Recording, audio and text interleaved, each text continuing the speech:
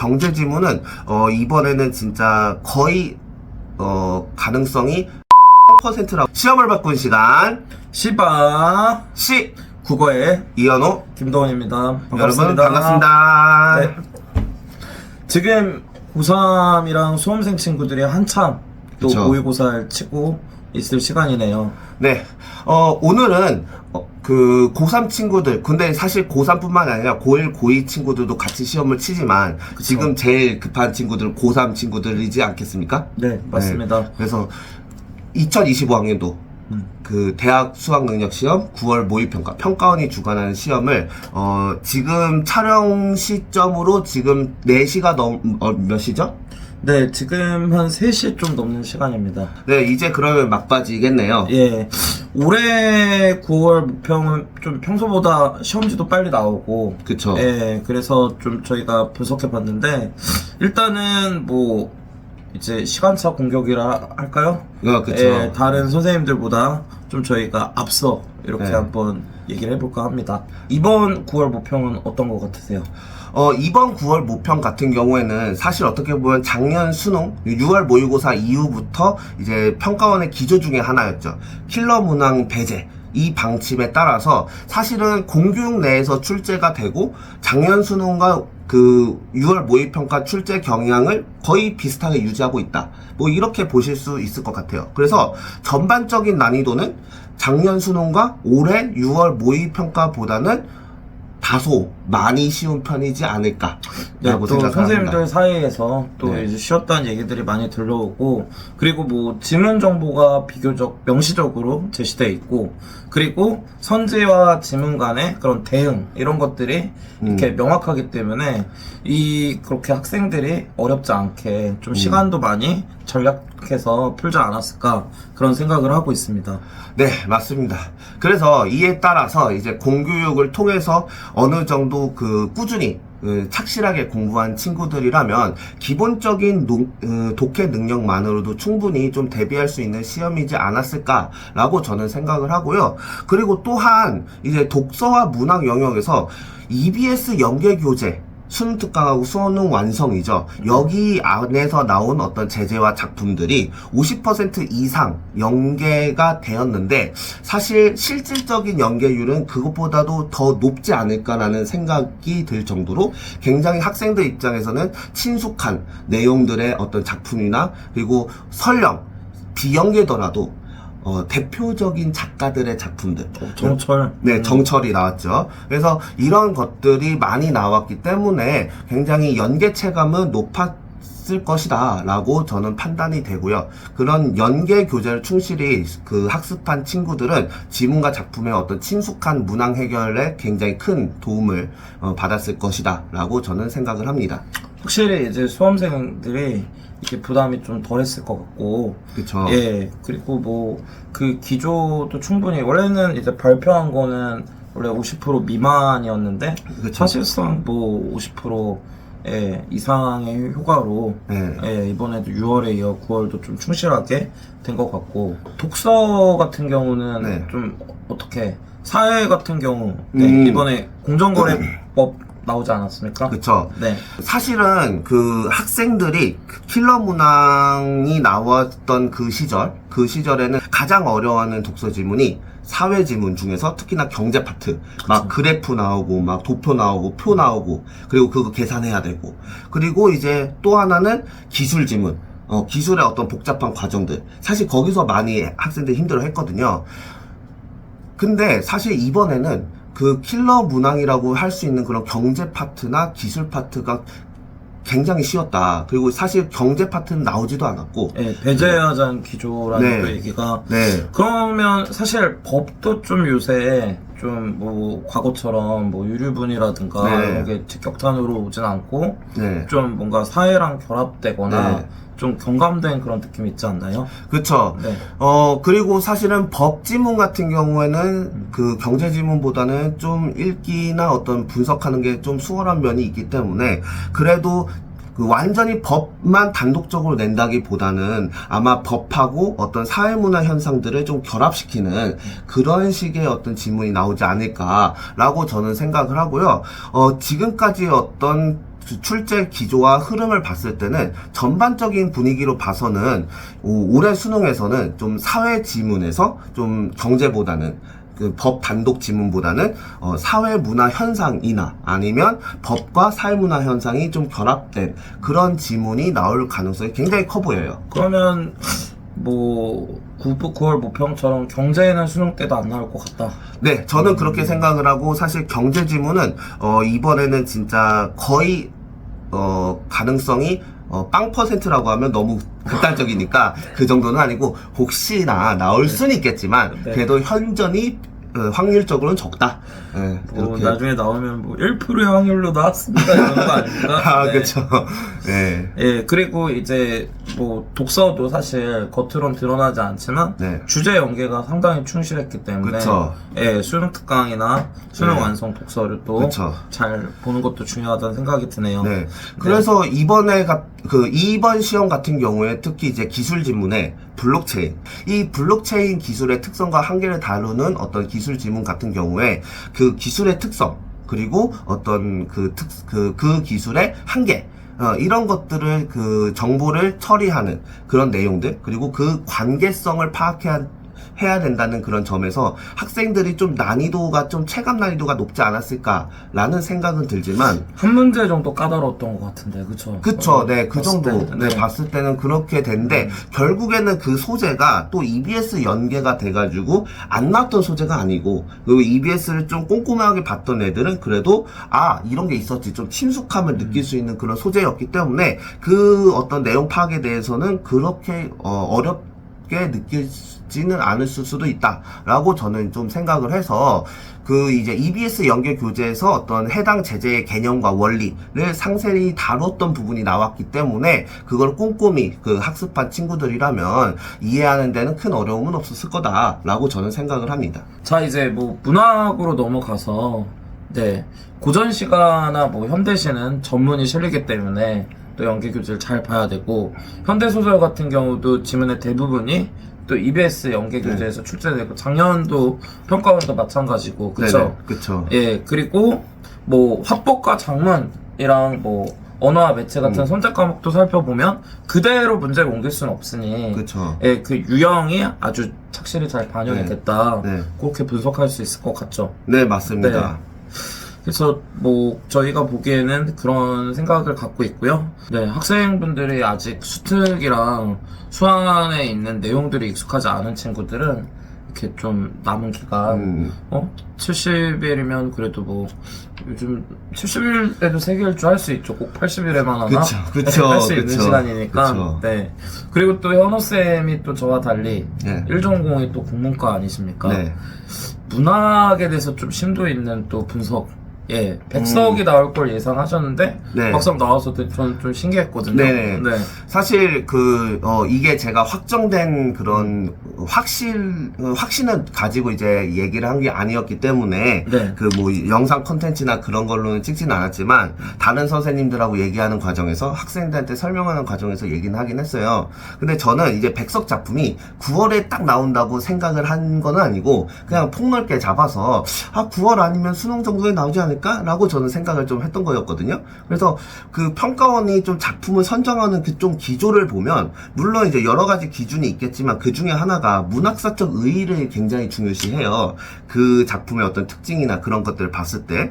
근데 그 해 어떤 그 문학사적인 이벤트가 좀 있거나 그런 거는 좀 분위기상 반영하는 경우도 좀 있거든요. 그러면 마치 이제 그 김훈 선생님이 뭐 네. 책을 냈을 때 네. 그것이 이제 모평에 나오거나 그쵸. 네, 뭐 그런 거랑 비슷한 건가요? 네, 그런 거와 비슷하죠. 근데 제가 이제 그 수업을 준비를 하면서 어디 기사를 보니까 올해가 이제 보통 우리가 국문과에서 배울 때 이제 현대시의 시작을 어디로 두냐라고 했을 때 이제 주요한의 불놀이 이때부터 딱 두거든요. 그럼 그거를 기준했을 때 올해가 딱 그 한국 현대 문학사 100년이 되는 해예요. 오. 굉장히 의미가 깊은 해죠. 그 한국에 이제 작품 활동을 하시는 시인들한테 물어보니까 그 작가님들이 제일 좋아하는 그 작가가 누구냐라고 설문을 했을 때 1위가 백석이었어요. 오. 그리고 2위가 김수영이었어요. 김수영 씨는 좀 약간 의외네요. 네, 그렇죠. 네, 김수영 씨는 그래도 일제침략기 이때는 진짜 약간 네. 모더니즘 하다가 네, 네. 이제 해방 후에 민주주의 시를 많이 쓰셨는데 네. 오히려 학생들이 김수영을 좋아할 것 같고 네. 시인분들은 아닌데 네, 의외로 네. 그래서 그런 거를 봤을 때, 네.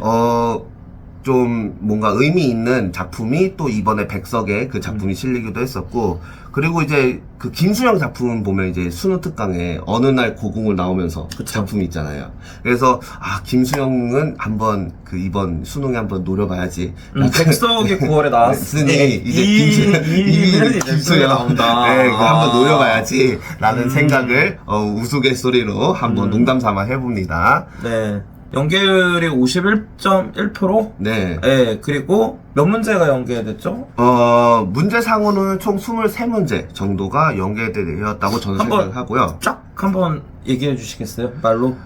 일단은 독서부터. 독서 같은 경우는 4번부터 6번까지 연계됐고요. 그리고 8번부터 11번, 그리고 12번부터 14번, 16번까지가 이제 연계된 문항이라고 볼 수가 12, 있고요. 14, 16은 인문, 그 정신분석학, 그 네. 영화 이론 그거죠? 네, 그렇습니다. 수능 맞습니다. 완성. 그렇죠. 맞습니다. 네.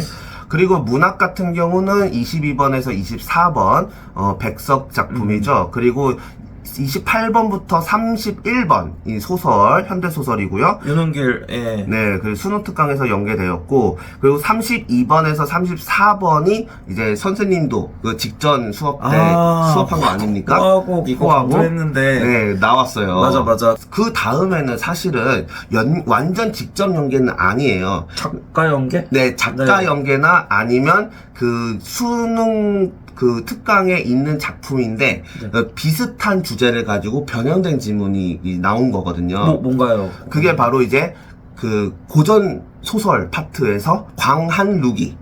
네, 이 부분이 이제 수능특강 춘향전이 연계가 된 부분이다. 어차피 춘향전이 이제 춘향이하고 이몽룡하고 만난 부분이 이제 광한루잖아요. 그쵸. 네, 그것과 관련된 내용으로 얘기를 한 거기 때문에 배경은 비슷하다. 이렇게 연계가 된 거다라고 볼 수가 있고요. 그리고 이제 또 하나는 아까 이제 수능특강의 호화곡이 이제 연계가 됐잖아요. 네. 거기에 같이 나왔던 것 중에 아까 말씀드렸던 정철의 2개 시조 있잖아요. 네. 그 정철의 2개 시조가 바로 수능특강하고 수능 완성의 작가 연계로 연계가 된 작품이다.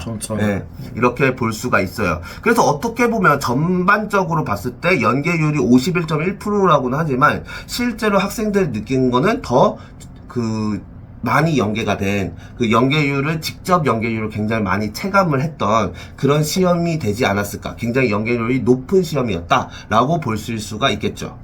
그 화작이랑 엄매는 어땠어요?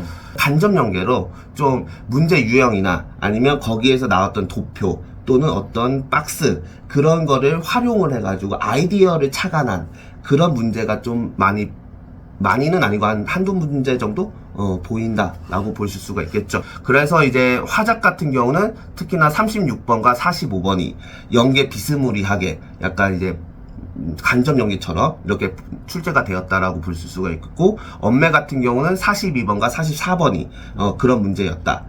그렇게 보실 수가 있겠죠. 자, 그럼 지금부터는 제가 이번 시험 문제를 풀어보면서 이 문제는 조금 변별력이 높은 문항이지 않을까라고 생각을 했던 주요 문항에 대해서 이야기를 한번 해볼 텐데요. 일단 먼저 독서 11번 문항을 보면 이 문항은 블록체인의 여러가지 특성들을 명확하게 파악한 다음에 이들 간의 관계까지 파악하고 보기에 구체적인 사례까지 정확하게 적용할 수 있어야 답을 도출할 수 있다는 점에서 학생들이 느끼기에 다소 까다로울 수 있었다라고 생각이 듭니다. 그리고 16번 문제를 보면 가와 나에서 제시된 영화에 대한 과정에 대한 관점과 정신분석학적 관점을 파악하고 이를 바탕으로 학생의 영화 감상문을 분석해야 해서 학생들이 다소 어렵게 느낄 수 있었습니다. 두 번째로 문학을 살펴보겠습니다. 문학은 다른 문항들은 다 괜찮았는데 특히 25번 문항을 보면 25번에 나 작품은 학생들한테 다소 생소한 작품이라고 생각이 듭니다. 그래서 생소한 작품에 대한 파악이 학생들로 하여금 부담감이 있었을 텐데요. 그렇지만 나 작품 자체를 보면 작품 자체가 그렇게 어려운 작품이 아니고 우리가 조금만 생각을 해보면 충분히 풀 수 있는 그런 작품이었을 뿐더러 이 나 작품에 대한 설명을 보기 지문에서 굉장히 자세하게 설명을 하고 있기 때문에 학생들이 보기와 같이 연계해서 잘 이해를 했다면 그렇게 어렵지 않게 풀 수 있었던 문제라고 생각이 듭니다. 그리고 화작은 40번, 엄매는 35번 문항이 학생들로 하여금 변별력이 높은 문항이라고 이야기할 수 있겠습니다. 자, 그러면 어느 정도 뭐 총평과 정리된 것 같고, 네. 그럼 앞으로 이제 수험생들이 이제 어떤 공부 방향을 가져야 되고, 어떤 행동을 해야 되는지, 네. 이제 뭐 수시 원서를 쓰는 친구들도 있겠고, 그쵸? 또 수능 전에 이제 뭐 논술이라든가 시험을 치러 보러 가는 학생들도 있겠지만, 그쵸? 이제 뭐 수시 쪽 네.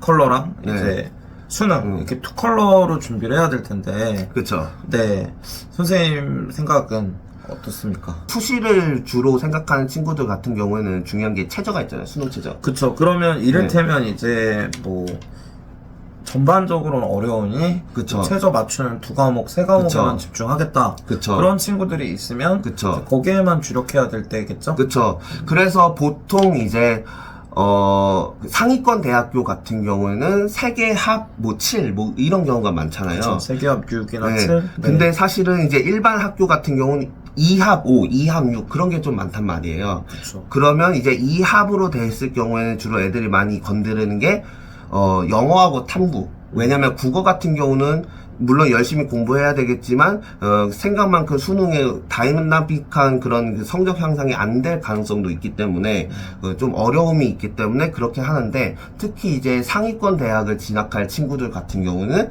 이 국어 과목도 굉장히 꼼꼼히 공부를 해서 놓치면 안 되죠. 놓치면 안 변표에서 되죠. 그쵸. 변표에서 그 뭐야 수학보다도 그쵸. 거의 미적분과 네. 그 확통 차이보다도 더 크니까. 예, 더 이득을 보기도 하고, 네, 그쵸. 그리고 또 의외로 또 네. 예, 또 탐구도 쉽지 않죠. 그쵸. 네, 이과 학생들 같은 경우는 자연계 쪽 학생들은 뭐 생명 같은 경우도 그렇고 한 문제가 그쵸. 크잖아요. 그쵸. 네. 네, 그래서 그런 부분을 우리가 좀 수시까지도 생각을 해봤을 때는 최저가 있기 때문에 그 이번 수능까지 굉장히 꼼꼼하게 준비를 하셔야 될 것 같다라고 이렇게 생각을 합니다. 이번에 9일부터 13일이 수시 원서 접수 기간이죠. 그렇죠. 네. 그래서 이제 특히 논술 전형하고 교과 전형을 쓸 친구들은 학종, 예. 네, 물론 이제 학종은 좀 덜하긴 한데 어쨌든 상위권 학교는 학종에서도 이번에 최저가 들어갔기 때문에 이런 것들 생각했을 때는 굉장히 수능 준비가 중요하죠. 그래서 어떻게 보면 수능 체제를 우리가 마치지 못하면 아무리 서류나 면접을 통과를 했더라도 최종적으로는 탈락하기 때문에 여러분들이 지금 분위기 알거든요. 학생들 막 수시병 걸려가지고 수시 지원한다고 야 놀자 막 하면서 완전 개판이 5분 전이거든요. 네, 그런 분위기에 휩쓸리지 말고 여러분들은 수능을 위해서 앞으로 한 단계 한 단계씩 점검을 더 해보고 더 이제 전진을 해 나가야 된다라는 거 꼭 말씀드리고 싶습니다. 둘 다 수시충이라서 네, 수시병이 네. 떠올랐어요. 그렇죠. 그리고 이제 도원쌤 같은 경우에는 이제 이번 6월 모고보다 좀 쉽다는 느낌을 받았을 때 그런 난이도가 하락된 시험에서는 앞으로 우리가 학생들이 어떻게 공부를 해야 수능까지 끝까지 잘 끌고 갈 수 있다고 생각해요? 저는 대부분의 학생들은 네. 어려워야 유리하다 생각해요. 네. 왜냐면 일정 점수가 그대로 나온 학생은 네. 쉬우면 자기 점수가 저평가되기 때문에 네. 어려울수록 그 점수가 좋고, 그쵸. 그리고 어렵게 나올수록 네. 뭐 하다못해 이렇게 선생님이 지문을 읽지 않고 찍는 법을 가르쳐 주셨어. 선지만 보고 해서 그 맞췄는데 그럴 때도 이제 더 그 가치가 커질 수 있단 말이에요. 물론 이제 그런 거를 전면 배치하면 안 되겠지만, 그쵸. 네, 우린 풀어야겠지만 네. 실수를 없애야 되고 그쵸. 정확하게 이제 공부를 해야겠죠. 그쵸. 네. 그리고 좀 틀린 문제를 분석해서 자기가 부족한 게 뭔가 그쵸. 박스에 보기가 나오는 거 네. 혹은 그 제시문간 비교 이런 것이 약한 건지 아니면은 뭐 예를 들면 이제 뭐 고전 같은 경우는 그런 인물의 심리 파악이 되게 중요하잖아요. 그쵸. 그럼 인물의 심리 파악이나 장소 이동 이런 것들에 대해서 내 파악이 미진하다. 그럼 그런 연습을 한다든지 아니면 우리가 얼마 전에 만든 영상 있잖아요. 그쵸. 그 고전에서 네. 호칭 문제가 좀 어렵다. 맞아요. 그러면 그런 것들을 파고든다든지 독서가 약하면 뭐 해당 지문, 뭐 인문이 약하면 인문 지문을 기출을 푸는 게 상당히 중요하거든요, 여러분. 그쵸. 그리고 또 그때 선생님이 얘기하지 않았습니까? 평가원에서는 예전에 나왔던 개념에 대해서 네네. 굳이 친절하게 설명을 안 해준다. 한다. 그쵸. 거기에 조금씩 약간의 설명은 있지만 네, 그쵸. 처음 그 개념이 나왔을 때만큼 설명을 하지 네. 않기 때문에 그쵸. 누적이 된다. 그쵸. 그래서 뭐 기출의 개념을 기출에 나왔던 개념들을 익히는 것도 중요하다고 하셨죠. 그쵸. 스키마. 네, 그쵸. 네. 그렇게 해서, 도원쌤이 말씀하신 대로 이런 부분을 좀 앞으로 남은 시간 동안에 다시 한번 점검해보고, 항상 우리가 공부는 항상 자만 하면 안 되는 것 같아요. 맞아요. 내가 잘한다고 하더라도 어느 한순간에 잘못 판단해서 틀리는 경우가 있잖아요. 실수하는 경우가 있기 때문에 한 번 더 돌다리를 두드려 본다는 생각으로 마지막 점검하고 정리하고 그거를 완전 내 것을 좀 만드는 그 소가 이제 그 여물을 되새김질 하는 듯이 계속 이제 반복해서 이제 정리하는 게 중요한 것 같아요. 그래서, 저는 여기서 마지막으로 한번 말씀드리고 싶은 게 적어도 한 5개년 정도의 평가원 기출 문제를 풀어보면서 애들이 가장 많이 틀리는 그 문제의 선지들이 있거든요. 굉장히 매력적인, 정답 같은데 틀려. 네, 함정적인. 그런 매력적인 성지들은 그 구성하는 방법이 있어요. 그래서 그런 것들이 어떻게 구성이 되는지 실제 지문 내용과 연결시켜서 그 지문 내용을 근거로 분석하고 앞으로 틀리지 않게 다시 한번 점검해보는 과정도 꼭 필요하지 않을까라고 저는 생각을 합니다. 네, 좀 저희가 또 이렇게 좌담형식으로 네. 이렇게 좀 칼군무처럼 또 할 수도 있는데 이게 우리의 매력 아닙니까? 그렇죠. 네. 아무튼 그 9월 모평에 대해서 네. 이렇게 대화를 나눴는데 저희 한번 속도전으로 네. 오늘 좀 빨리 올려봅시다. 네, 그쵸. 네. 네, 맞습니다. 네, 여기서 마무리하고요. 네. 뭐 궁금한 게 있으시면 네. 이제 뭐 댓글이라든가 네. 그 이렇게 따로 쪽지 보내주시면 네네. 네, 저희 번호도 있고 네, 그렇죠. 네, 아니면 뭐 이분한테 이제 과외를 네. 해달라고 네네. 한다든가 네네네. 네, 그쵸. 뭐 저한테 얘기를 하셔도 되고 네네. 네, 그러시면 될 것 같습니다. 네. 아무튼 오늘 시험 치느라 고생 네. 너무나 많았고요. 맞습니다. 좌절하지도 마시고 네. 그렇다고 자만하지도 마시고 네. 마지막 멘트 쳐주시겠습니까? 네. 결국에는 지금 고3 수험생 입장에서는 가장 이제 좀 심리적으로 어려운 부분, 육체적으로나 정신적으로 힘든 부분이 지금 이 시기인 것 같은데, 그럼에도 불구하고, 항상 마인드 컨트롤해서 내가 짱이다 라는 자신감을 가지고 그렇죠. 그러면서 이제 내가 전에 풀어봤던 문제라도 틀릴 수 있으니까 다시 한번 계속 반복하면서 점검해보고 그러면서 꼼꼼히 공부를 한다면 무조건 이번 11월 수능에는 지금보다 훨씬 더 좋은 결과를 받을 수 있을 거라고 저는 생각을 합니다. 여기까지 오늘 영상을 마무리를 짓고요.